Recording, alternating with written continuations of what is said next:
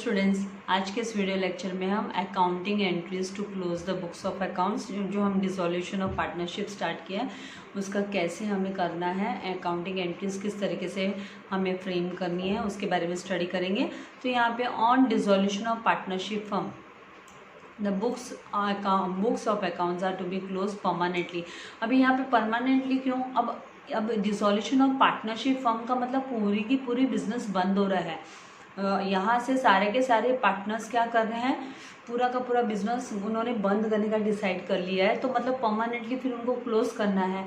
And balance sheet is to be prepare, तो closing की balance sheet prepare करनी पड़ेगी, राइट। तो यहाँ पे सारे के सारे अकाउंट्स क्लोज हो जाएंगे। And if the balance sheet last drawn and the date of dissolution differs, और अगर बैलेंस शीट बाद में हम ड्रॉ की जाती है, मतलब बनाई जाती है, and the date of dissolution differs मतलब अलग होती है, डेट ऑफ डिसोल्यूशन जो है ना वो अलग होती है, किससे?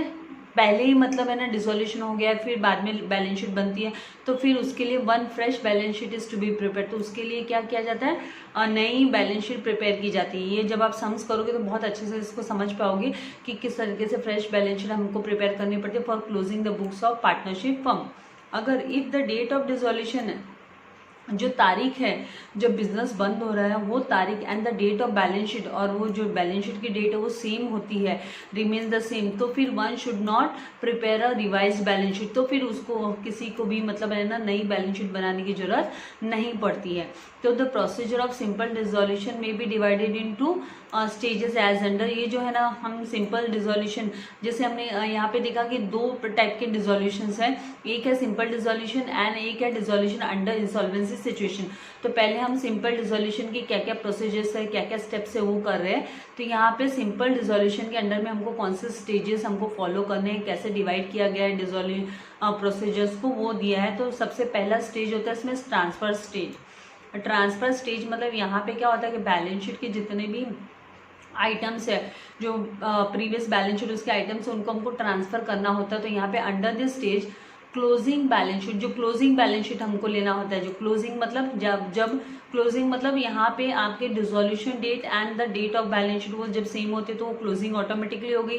और अगर वो क्लोजिंग नहीं बन पाते, डेट दोनों की अलग अलग है, तो हमको बैलेंस शीट तैयार करनी पड़ती है, क्लोजिंग बैलेंस शीट, और फिर उसके बाद में हमको उसके अमाउंट्स को दिखाना पड़ता है रियलाइजेशन अकाउंट में। तो यहाँ पे under this stage closing balance sheets all assets, सारे के सारे एसेट आपको लेने हैं। कौन से एसेट्स को छोड़कर, यहाँ पे एक्सेप्ट का मतलब आपको छोड़ देना है, इनको छोड़कर बाकी के जितने भी एसेट्स हैं, तो किस किस को छोड़कर, तो आपको याद रखना है कि कैश एंड बैंक का डेबिट बैलेंस ये हम नहीं लेते हैं। फिक्टिशियस एसेट्स को हम नहीं कंसिडर करते हैं। फिक्टिशियस एसेट्स कौन से होते हैं? होते हैं जैसे फॉर्मेशन एक्सपेंसेस हुआ, प्रॉफिट एंड लॉस अकाउंट का डेबिट बैलेंस हुआ, एडवर्टाइजिंग एक्सपेंस सस्पेंस अकाउंट हुआ। तो ये सब जो होते हैं ना प्रिलिमिनरी एक्सपेंसेस हुए, तो ये सब जो एक्सपेंसेस होते हैं इनको हम फिक्टिशियस एसेट्स बोलते हैं यहाँ पे।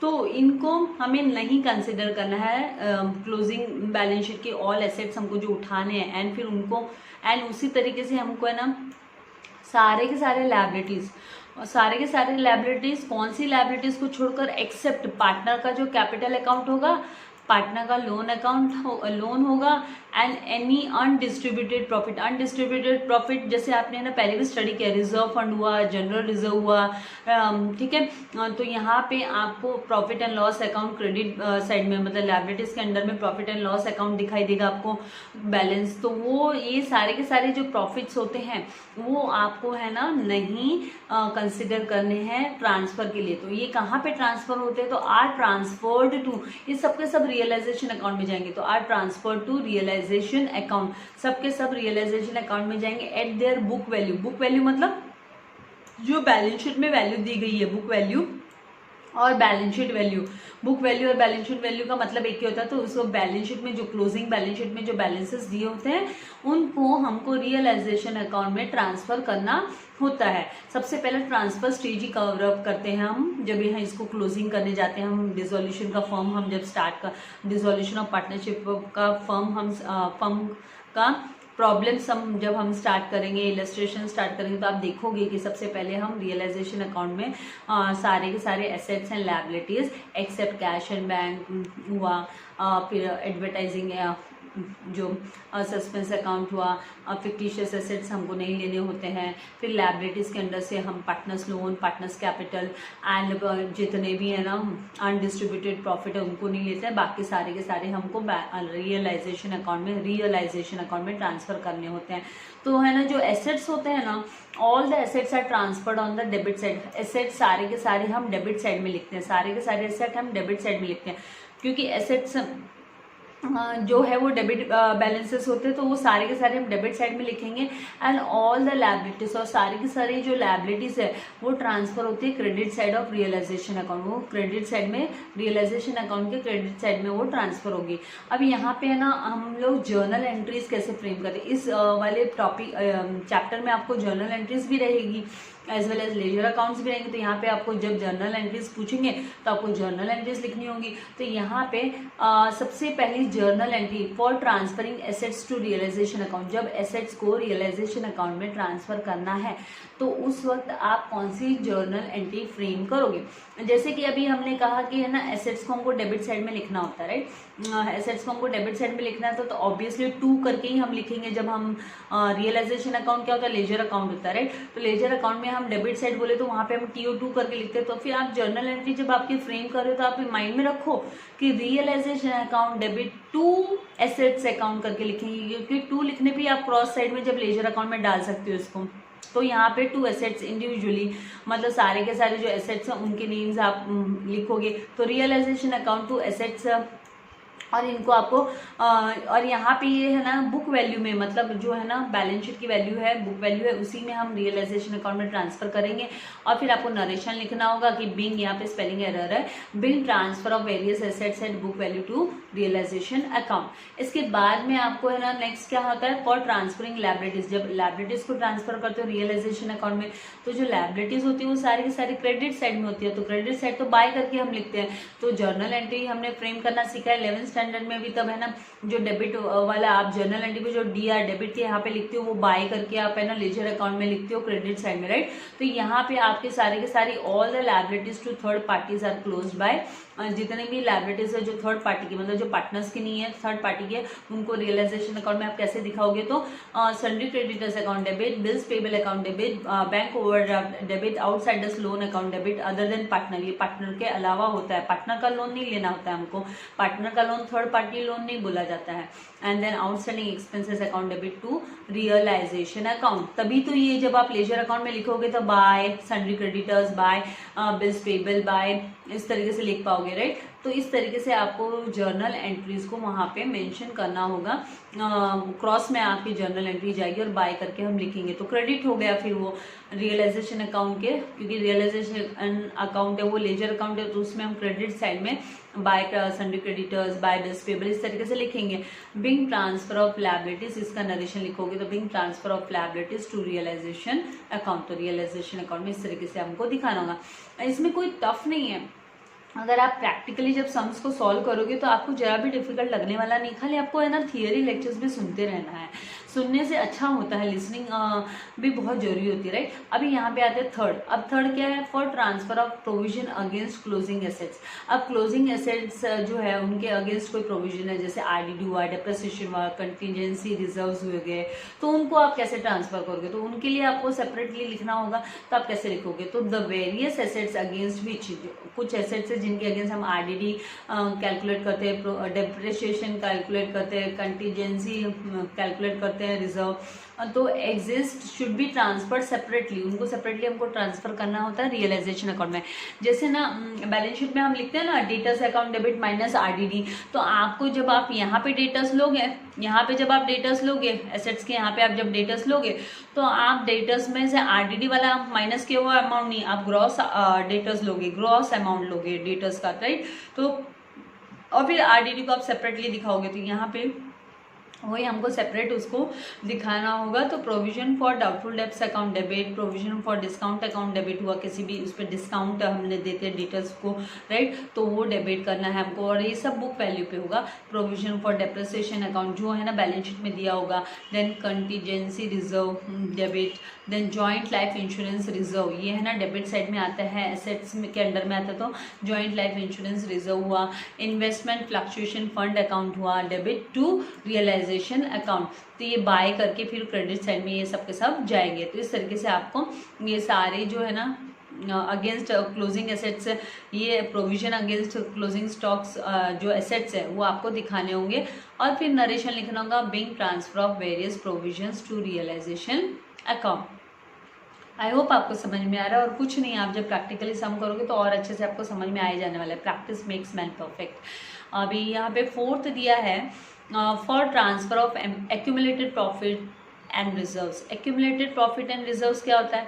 एक्यूमुलेटेड प्रॉफिट मतलब जो अनडिस्ट्रीब्यूटेड प्रॉफिट होता है, जमा करके रखते हैं, तो जनरल रिजर्व हुआ, रिजर्व फंड हुआ, प्रॉफिट एंड लॉस अकाउंट का क्रेडिट बैलेंस हुआ, then it should be transfer to partners capital account और पार्टनर्स के करंट अकाउंट में, इनके प्रॉफिट शेयरिंग रेशियो में हमको देना होता है। ये जैसे हमने कैसे एडमिशन में एंड रिटायरमेंट में दिया, बाय करके हमने पार्टनर्स कैपिटल और करंट में हम लिखे by general reserve, by reserve fund, right, उसी तरीके से डिसोल्यूशन में भी हमको उनके कैपिटल अकाउंट और करंट अकाउंट में दिखाना होता है, उनके प्रॉफिट शेयरिंग रेशियो में डिस्ट्रीब्यूट करना होता है। तो यहाँ पे general reserve account debit, reserve fund account debit, profit and loss account debit to all partners capital और करंट अकाउंट। सो और इसका नरेशन क्या लिखना होता है? Being accumulated profit and reserves transfer to all partners capital current account in their profit sharing ratio. तो इस तरीके से आपको करना होता है।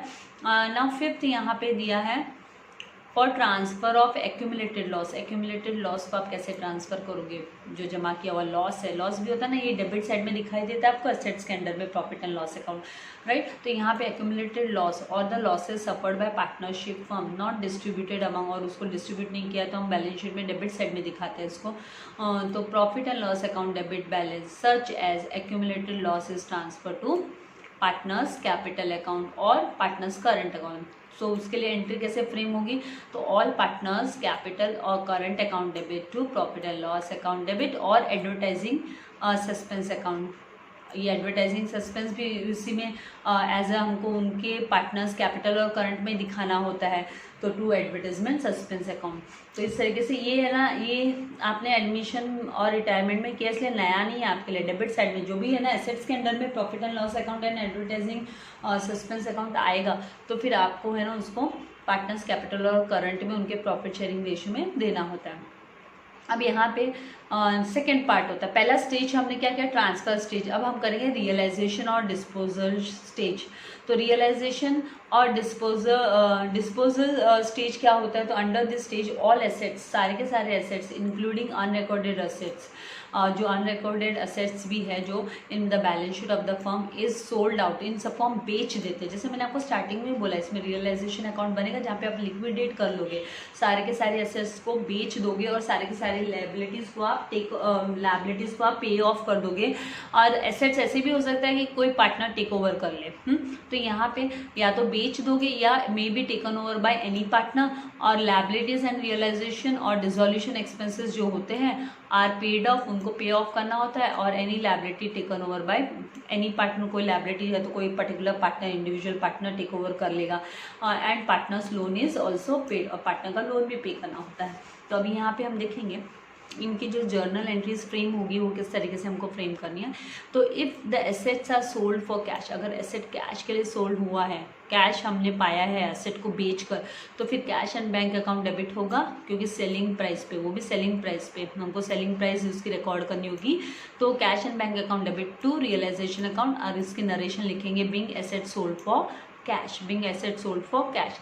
देन उसकी सेकेंड एंट्री होगी if the assets are taken over by any partner, अगर कोई पार्टनर उसको टेक ओवर कर लेता है, तो फिर यहाँ पे पार्टनर्स कैपिटल और current account debit agreed value, कौन सी वैल्यू में वो लेने के लिए तैयार हुआ है, टू रियलाइजेशन अकाउंट, और फिर उसकी नरेशन लिखेंगे being assets taken over by partner.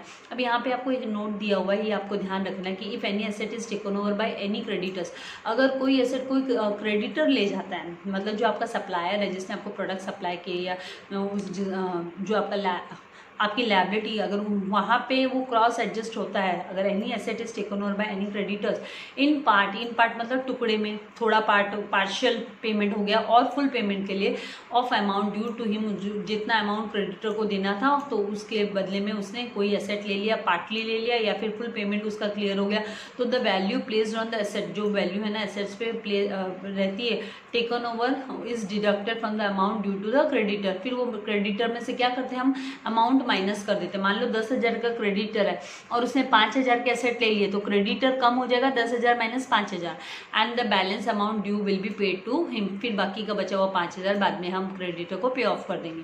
तो entry for the asset taken over by creditor is not made, उसकी एंट्री हम नहीं करते, बट वो एंट्री क्या करते हैं, entry for the net payment to the creditor is made. तो फिर हम नेट पेमेंट जो करते हैं क्रेडिटर को उसकी एंट्री हम बनाते हैं।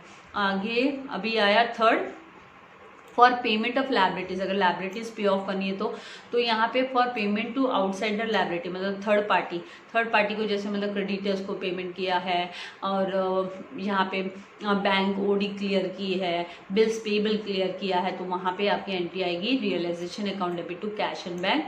एक्चुअल पेमेंट जितना हुआ है उसका आपको ट्रांजेक्शन दिखाना होगा। और if any partner discharges any liabilities of the firm, और अगर कोई पार्टनर टेक ओवर करता है मतलब वो डिस्चार्ज कर रहा है, लायबिलिटीज पे ऑफ करेगा वो, तो फिर उस जगह पे realisation account debit to partners capital और current account amount actual amount paid के हिसाब से देना होगा। अगर कुछ भी नहीं बोला है, यहाँ पे फिर से आपको note the, if nothing is mention, अगर कुछ भी नहीं बोला है अबाउट पेमेंट के बारे में एनी लायबिलिटी की, then it is paid at book value. तो फिर हमको है ना उसको बुक वैल्यू पे ही पेमेंट करना होता है। मतलब मान लो 10,000 की लायबिलिटी है और कुछ नहीं बोला तो मतलब पूरा 10,000 पे करना है। अगर बोला होता आपको कि 10,000 की लायबिलिटी बुक में दिखाई दे रही थी, लेकिन आपको 8,000 का फुल सेटलमेंट के लिए 8,000 पे करो, तो फिर हम 8,000 के हिसाब से उसका पेमेंट का ट्रांजेक्शन दिखाते हैं। इस तरीके से करना होता है। अब यहाँ पे है फोर्थ वाला, for payment of realisation expenses को कैसे पे ऑफ करेंगे, उसकी एंट्री क्या देंगे। तो realisation expenses is borne by firm, ये कौन पे करता है, तो फर्म पे करती है, क्योंकि फर्म को डिस्क्लोज करें हम, राइट। तो यहाँ पे डिजॉल्व कर रहे सॉरी, तो यहाँ पे realisation account debit actual expenses to cash and bank account, तो जो रियल में जितना पेमेंट किया है उसकी ही हमको एंट्री दिखानी होती है, realisation account debit to cash and bank. और अगर वो उस रियलाइजेशन एक्सपेंसेस को अगर कोई पार्टनर पे ऑफ कर रहा है, किसी पार्टनर ने जवाबदारी ले ली, जिम्मेदारी ले ली कि चलो मैं पेमेंट कर दूंगा इसका, उनका म्यूचुअल अंडरस्टैंडिंग होता है, तो उस केस में realisation account debit that is actual expenses to concerned capital और करंट अकाउंट। तो कंसर्न्ड कैपिटल और करंट अकाउंट हमको लेना होता है, जो कंसर्न मतलब जो पार्टनर पे कर रहा है उसी के कैपिटल और करंट में हम वो रियलाइजेशन एक्सपेंसेस दिखाते हैं। तो इसके नरेशन होते हैं being realisation expenses paid by partner. तो इस तरीके से हमको करना होता है। आगे यहाँ पे नेक्स्ट अगर जर्नल एंट्री में आता है कि if commission is given to any partner, अगर कोई पार्टनर को कमीशन दिया जाता है फॉर रियलाइजिंग एसेट्स, अगर वो है ना एसेट्स को रियलाइज करने में, मतलब वो डील करवा के देता है, वो सेल करने की डील करवा के देता है अगर कोई पार्टनर, तो उस केस में realisation account debit to partners capital और करंट अकाउंट हम लिखते हैं being commission paid for realising the assets. और वो जो अग्रीड वैल्यू जो पार्टनर को 1% 2% ऐसे कमीशन उसको दिया, एज ए एजेंट उसने काम किया, ठीक है। तो उस केस में if any contingent liability is paid, अगर कोई कंटिजेंट लायबिलिटी हम पे करें, that is liability not included in balance sheet, लेकिन वो बैलेंस शीट में नहीं दिखाई दे रही लायबिलिटी, तो उस केस में realisation account debit to cash and bank actual payment जो हमने किया वो हमको दिखाना होता है। अब इसके बाद में क्या करना होता है, सेवेंथ जो स्टेज होगा वो for payment of partners loan. अब पार्टनर का लोन पेमेंट करना होगा, तो उस केस में as per the section 48 of partnership act 1932 partners loan shall be paid after making the payment to third party. सारे के सारे थर्ड पार्टीज को पेमेंट करने के बाद जब बचा हुआ होता है उसमें से पार्टनर्स का लोन पे ऑफ किया जाता है, तो it should be transfer to realisation account and the loan due to a partner, जितना लोन का अमाउंट पार्टनर को देना है वो उसको पे करना है, is paid and the entry is made. फिर एंट्री क्या देते हैं हम, partners loan account debit to cash and bank account. तो कैश एंड बैंक अकाउंट हम ledger account cash and bank का बनाएंगे, तो वहाँ पे बाय पार्टनर्स लोन करके हम लिखेंगे। तो मतलब कैश एंड बैंक होता है वो रियल अकाउंट होता है, तो उसमें जितने भी डेबिट व्हाट कम्स इन, तो मतलब डेबिट साइड सारा इनकम का होता है and credit what goes out सारा क्रेडिट साइड सारा पेमेंट्स का होता है। तो बाय साइड में हम बाय पार्टनर्स लोन लिखेंगे, मतलब पेमेंट होगा। यहाँ पे अभी नेक्स्ट हमको डिस्ट्रीब्यूशन स्टेज, थर्ड जो स्टेज होगा वो डिस्ट्रीब्यूशन स्टेज। पहला हमने स्टेज किया था ट्रांसफर स्टेज, फिर उसके बाद में जो हमने सेकेंड स्टेज हमने किया वो रियलाइजेशन और डिस्पोजल स्टेज था, और थर्ड स्टेज है तो थर्ड स्टेज में हम कर रहे हैं डिस्ट्रीब्यूशन, किस तरीके से हम डिस्ट्रीब्यूट करेंगे बचा कुचा जो भी है, तो पार्टनर्स को किस तरीके से बांटा जाएगा। तो under this stage first realisation account is close, तो सबसे पहले हमको रियलाइजेशन अकाउंट क्लोज करना होता है। एंड द प्रॉफिट और loss on the realisation account, अगर कोई प्रॉफिट या लॉस होता है रियलाइजेशन अकाउंट पे तो वो पार्टनर्स कैपिटल और करंट में हम ट्रांसफर करते हैं उनके अग्रीड प्रॉफिट शेयरिंग रेशियो, उन्होंने जो अग्रीड प्रॉफिट शेयरिंग रेशियो उनमें after making all adjustment related to all partners capital account, partners capital account से रिलेटेड कोई भी एडजस्टमेंट होगा वो करने के बाद में पार्टनर्स कैपिटल को हमको क्लोज करता है bye setting the balance, balance को सेट करते हो। तो यहाँ पे क्या होता है कि सरप्लस और डेफिसिट अमाउंट में आता है, या तो किसी पार्टनर को पैसा लाना पड़ता है बिजनेस में, या पार्टनर को यहाँ पे हम देखेंगे यहाँ पे कि देर से for closing realisation account, realisation account को क्लोज करने के लिए realisation account is a nominal account होता है and it is closed to find out profit और लॉस मेड और suffered on realisation of asset and payment of outside liabilities. हमको वो चेक करना होता है कि कोई लॉस सफर हुआ है क्या या कोई प्रॉफिट अर्न हुआ है क्या, ठीक है। तो अगर है ना यहाँ पे प्रॉफिट अर्न होता है तो उसको कैसे ट्रांसफर किया जाता है, पार्टनर्स को दिए कैसे देते हैं हम, तो if the credit side of, अगर रियलाइजेशन अकाउंट का credit side is more than the debit side, a profit has been made, तो मतलब प्रॉफिट वहाँ पे हुआ है and should be transfer to all partners, और वो सबका सब पार्टनर्स को ट्रांसफर होना चाहिए कैपिटल अकाउंट में उनके या करंट अकाउंट में। द एंट्री इज, उसके लिए एंट्री क्या होगी, realisation account debit to all partners capital और करंट अकाउंट उनके इन प्रॉफिट शेयरिंग रेशियो, उनके प्रॉफिट शेयरिंग रेशियो में हम ट्रांसफर करेंगे। Now being profit on realisation transfer to all partners capital, ये नरेशन लिखते हैं हम, और current account in their profit sharing ratio. और अगर लॉस वहाँ पे होता है, सफर होता है फॉर ट्रांसफर ऑफ लॉस, फिर क्या एंट्री करनी होगी। और लॉस कब होता है, जैसे मैं हमेशा बोलते आ रही हूँ कि जैसे रिवैल्यूएशन अकाउंट भी आपका नॉमिनल अकाउंट ही है, रियलाइजेशन अकाउंट भी आपका नॉमिनल अकाउंट ही है, तो debit side of the realisation account is more होता है जब, तो वह credit side loss has been incurred, तो मतलब आपको loss more than credit side है तो मतलब लॉस इनकर्ड हुआ है, तो एंट्री क्या होगी, ऑल पार्टनर्स कैपिटल और current account debit to realisation account, और वो उनके प्रॉफिट शेयरिंग रेशियो में हम डिस्ट्रीब्यूट करेंगे। So being loss on realisation transfer to all partners capital और current in their profit sharing ratio. तो इस तरीके से हमको ये जो डिस्ट्रीब्यूशन स्टेज है वो कवर अप करना होता है। उसके बाद में हम क्या करते हैं, जितने बिफोर क्लोजिंग करंट अकाउंट, अगर हमको करंट अकाउंट बनाया है हमने किसी पार्टनर का, तो if current accounts of a partner if any should be close by transferring the balance to capital account, तो फिर हमको है ना उसका जो करंट अकाउंट का बैलेंस होता है ना वो हमको कैपिटल में ट्रांसफर करना होता है। And the entry is if the current account shows credit side, credit balance, अगर क्रेडिट बैलेंस दिखा रहा है करंट साइड तो फिर partners current account debit to partners capital account करके आएगा। तो यहाँ पे being transfer of credit balance to partners capital account होगा, और अगर वो डेबिट बैलेंस दिखाता है तो partners capital account debit to partners current account हम करके, और फिर पार्टनर के करंट जो लेजर अकाउंट है उसमें कैपिटल अकाउंट में हम दिखाएंगे। और उसके बाद में हमको है ना कैपिटल अकाउंट क्लोज करना होता है। तो क्लोजिंग द कैपिटल अकाउंट, जैसे मैंने आपसे कहा कि अगर वहाँ पे है ना पार्टनर का डेबिट बैलेंस दिखाई देगा, अगर as the capital of the partner show debit balance, debit balance दिखाना मतलब partner should bring in cash, उसको फिर कैश लाना पड़ेगा टू सेटल हिज अकाउंट, उसके अकाउंट को सेटल करने के लिए विद द फर्म, फर्म के साथ सेटल करने के लिए मतलब उसको खुद को पैसा ला के देना पड़ेगा फर्म को, क्योंकि वहाँ पे डेफिसिट आ रहा है उसके उसमें। तो cash and bank account debit to partners capital account being amount due from partner receive. और अगर इन केस अगर उसका कौन सा बैलेंस हो जाता है, क्रेडिट बैलेंस होता है, तो फिर मतलब पार्टनर को कैश देना पड़ेगा, फाइनेंस सेटलमेंट फर्म को कैश देना पड़ेगा, फर्म देगी। मतलब if cash paid to partner to settle the capital account, तो partners capital account debit to cash and bank being amount due to partners paid as a final settlement. इस तरीके से इनको क्लोजिंग की जाती है।